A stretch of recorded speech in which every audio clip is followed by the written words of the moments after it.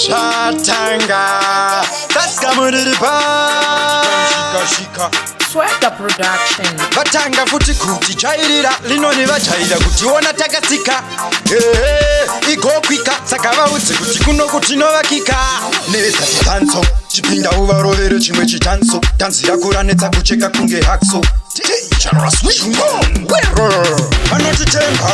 ndo vanotimirira vekuti ndikateva vanotapapanirira ndove kwangu kwete vanotiroverera isu mawindi ugara vachitinangirira vanotitemba ndo vanotimirira vekuti tikateva vanotapapanirira ndove kwangu kwete vanotiroverera isu mawindi ugara vachitinangirira temba chaife chenzika kukweru hanzi tagonipa mangoma utori puru linoni vaudze kuti nditori neuturu ndirisise kuru pangoma ivo vazukuru ndapengesa vanomugeto naso Eric ngoma dzangu dzovabata imagnetic zvatanga funza mawindi pamushikashika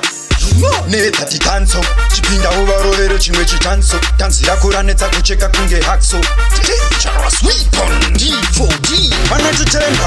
ndo vanotimirira vekuti ndikateva vanotapapanirira ndove kwangu kwete vanotiroverera isu mawindi ugara vachitinangirira vanotitemba ndo vanotimirira vekuti tikateva vanotapapanirira ndove kwangu kwete vanotiroverera isu mawindi ugara vachitinangirira ndapinda iwe ndiri kuchoredzera chipikiringa ndini ndovaroverera shakushamise ndave kufambira mudenga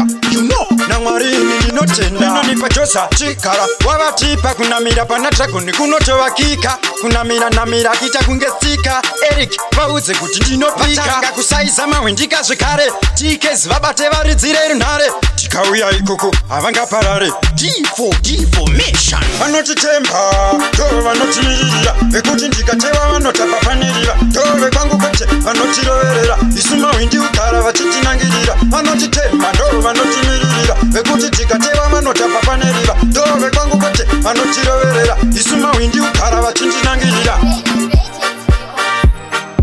Yo, big up Lennon, big up So Eric, Diversions Records. Big up DJ Clay T, Pip my volley sound, huge man. Saska muriri ba.